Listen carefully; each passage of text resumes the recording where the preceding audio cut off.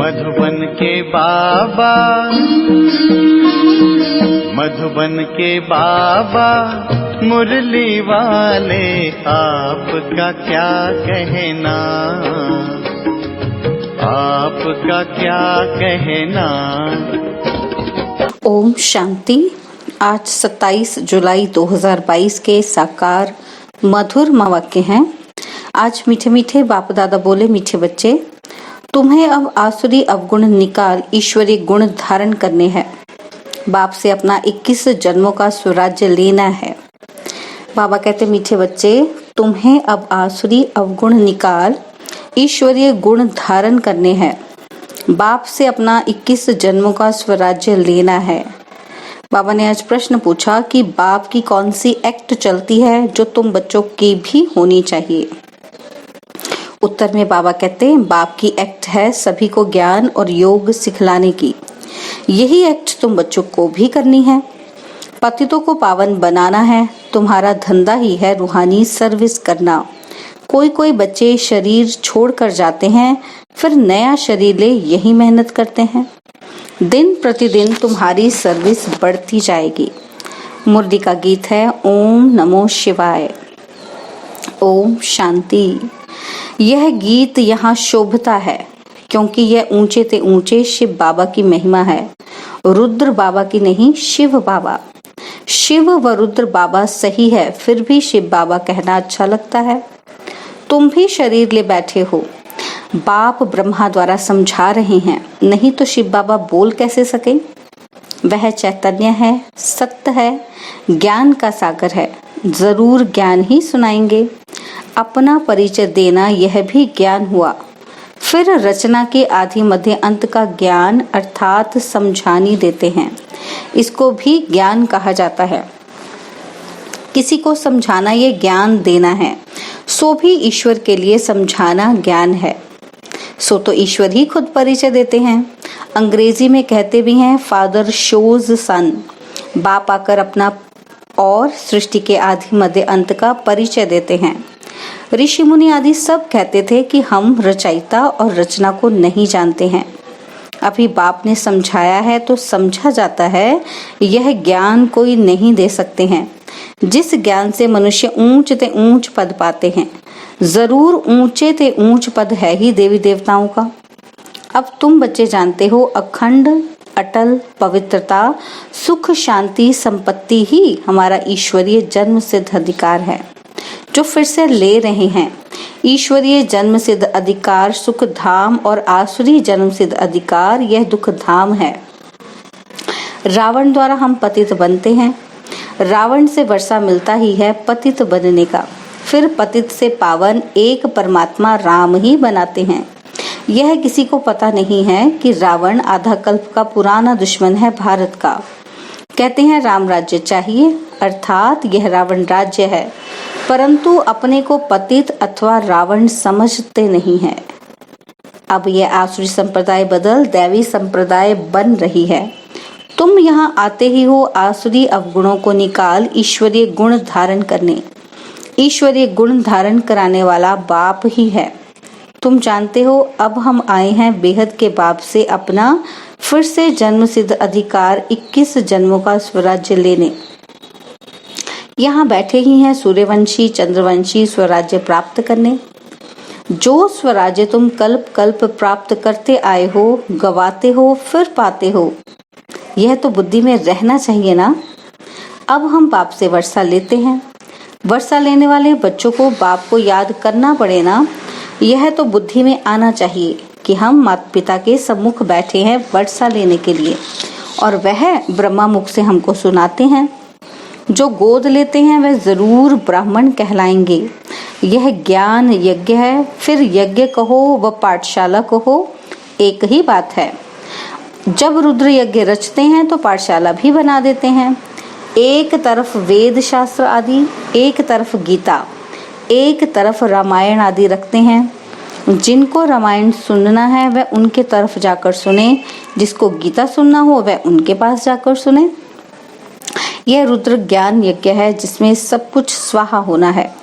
सृष्टि का अंत है तो सभी यज्ञों का भी अंत है। ज्ञान यज्ञ तो एक ही है, बाकी जो अनेक प्रकार के यज्ञ हैं वह है मटेरियल यज्ञ, जिसमें जौ तिल आदि सामग्री पड़ती है। यह है बेहद का यज्ञ, इसमें यह सब स्वाहा हो जाएगा, फिर से नई पैदाइश होती है। वहाँ दुख देने वाली चीज कोई होती नहीं। यहाँ तो कितना दुख है, बीमारियां आदि कितनी वृद्धि को पा रही हैं।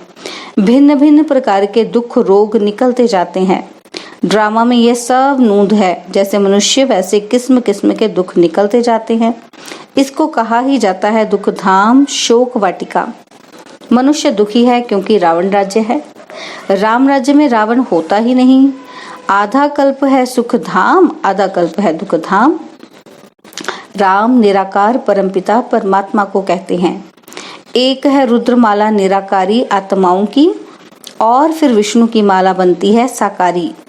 वह तो राजाई की है, फिर वहां नंबरवार राज्य करते हैं। यह तुम बच्चों को अच्छी रीति समझना और समझाना है। जितना जितना समय बीतता जाएगा उतना उतना ज्ञान शॉर्ट होता जाएगा। इतना शॉर्ट में समझाने के लिए बाबा युक्तियां रच रहे हैं। विनाश के समय मनुष्य को वैराग्य आएगा, फिर समझेंगे कि बरोबर यह वही महाभारी महाभारत की लड़ाई है। जरूर निराकार भगवान भी होगा, कृष्ण तो हो नहीं सकता। निराकार को ही सर्व का पतित पावन, सर्व का सद्गति दाता कहा जाता है। यह टाइटल कोई को दे नहीं सकते। बाबा ने यह भी समझाया है कि पवित्र देवताएं कभी अपवित्र दुनिया में पैर नहीं रख सकते। तुम लक्ष्मी से धन मांगते हो, परंतु लक्ष्मी कहाँ से लाएगी? यहाँ भी मम्मा बाप से धन लेती है। यहाँ सरस्वती साथ ब्रह्मा है, वहाँ दोनों भी जरूर चाहिए।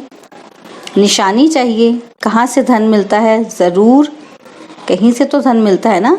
तो इसलिए महालक्ष्मी की पूजा होती है। उनको 4 भुजाएं देते हैं, टांगे तो इतनी देते नहीं। रावण को 10 मुख देते हैं, टांगे तो नहीं देते हैं। तो सिद्ध होता है कि ऐसे मनुष्य होते नहीं हैं। यह है समझाने के लिए। जब कोई का पति मरता है तो उनकी आत्मा को इनवाइट किया जाता है, परंतु आए कैसे? ब्राह्मण के तन में आती है, बुलवाया जाता है। यह रस्म रिवाज ड्रामा में नूंधी हुई है। फिर जो होता है वहाँ आत्माएं आती हैं, आत्मा को बुलाकर उनको खिलाते हैं। यहाँ बाप तो खुद आकर तुम बच्चों को खिलाते हैं। तो अब तुम बच्चों का धंधा ही है, ये सर्विस का हुआ। शरीर छोड़कर फिर कहाँ जन्म ले, फिर मेहनत करते हैं। तुम्हारा है ही पतितों को पावन बनाने का धंधा। तुम आगे चल देखेंगे कि कैसे सर्विस बढ़ती है। कल्प पहले भी ऐसे हुआ था, वही रील है। तुम बच्चे जानते हो जो कुछ होता है कल्प पहले मुआफिक। बाप भी ज्ञान और योग सिखलाने की वही एक्ट करते हैं जो कल्प पहले की है। इसमें जरा भी फर्क नहीं पड़ सकता है। यह ड्रामा है ना। हम आत्माएं घर से जाती हैं, मनुष्य तन धारण कर पाठ बजाती हैं। 84 जन्मों को और ड्रामा के चक्र को पूरा समझाना है। और कोई जानते नहीं है, हम खुद ही नहीं जानते थे। तुमने ही कल्प पहले जाना था, अब फिर से जान रहे हो। रचयिता और रचना के आदि मध्य अंत का राज अब समझा है। तुम्हारी बुद्धि में ये रहना है, ऊंच ते ऊंच बाप है, वही वर्षा देते हैं। फिर है ब्रह्मा विष्णु शंकर। ब्रह्मा द्वारा स्थापना होती है, फिर वही पालना करते हैं। विष्णुपुरी के मालिक बन, विष्णुपुरी कहो व लक्ष्मी नारायण की पुरी कहो, बात एक ही है। तुम जानते हो हम सूर्यवंशी चंद्रवंशी वर्षा बाप से ले रहे हैं 21 जन्मों के लिए। बाप कहते हैं कि बच्चे तुम हमारे थे, हमने तुमको भेजा पाठ बजाने। यह भी ड्रामा में नूंद है, कोई कहा नहीं जाता। यह भी तुम समझते हो, जो अच्छी रीति पुरुषार्थ करेंगे वह फिर नंबरवार सुख धाम में आएंगे। तुम याद करते हो सुख धाम को, जानते हो ये दुख धाम है और कोई को पता नहीं है। तुम बच्चों की बुद्धि में आता है कि ये दुख धाम है। तुम सुख धाम स्थापन करने वाले बाप से वर्षा पा रहे हो। हम जीते जी उनके बने हैं, राजा की गोद लेते हैं तो समझते हैं ना हम उनके हैं। पहले भी लौकिक फिर दूसरा भी लौकिक ही संबंध रहता है। यहाँ अलौकिक फिर पारलौकिक हो जाता है। तुम जानते हो अभी हम राम के बने हैं, बाकी तो सब रावण कुल के हैं। एक तरफ वह, दूसरे तरफ हम हैं। आत्मा समझती है कि बरोबर मैंने 84 जन्म पूरे किए हैं। मैं आत्मा एक पुराना शरीर छोड़ दूसरा नया लेती हूँ। पुरुषार्थ कर रहे हैं ज्ञान सागर पतित पावन सदगति दाता बाप द्वारा। वह इस ब्रह्मा द्वारा पढ़ाते हैं। पढ़ती आत्मा है। आत्मा में ही बैरिस्ट्री आदि के संस्कार रहते हैं ना। आत्मा बोलती है ऑर्गन्स द्वारा। तुमको आत्म अभिमानी बनने में बड़ी मेहनत लगती है। बाप राय देते हैं अमृत वेले का समय मशहूर है। उसी समय अपने को आत्मा समझ बाप को याद करते रहो तो तुम्हारी आत्मा पर जो कट लगी हुई है वह साफ हो जाएगी। यहाँ तुम बाप की याद में बैठते हो और कोई तकलीफ की बात नहीं है।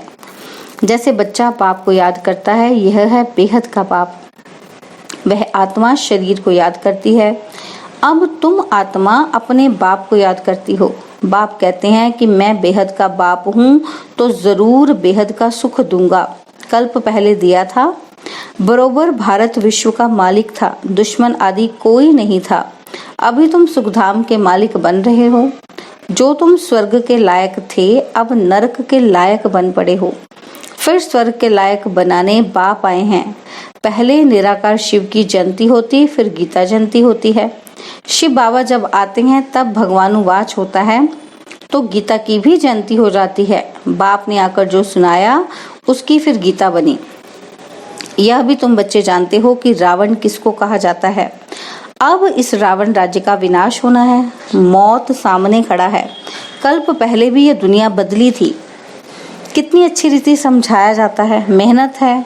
घर गृहस्थ में रहते कमल फूल समान पवित्र रह, फिर साथ में ये कोर्स उठाओ। टीचर से पूछो। कोर्स तो बड़ा सहज है। घर में रहते मुझे याद कर रचना के आदि मध्य अंत को जानो। 7 रोज समझने वाले भी कोई निकलते हैं। हर एक मनुष्य की रग देखी जाती है। देखा जाता है कि इनकी लगन बहुत अच्छी है। तड़पते हैं। हम बाबा का ज्ञान तो सम्मुख सुने।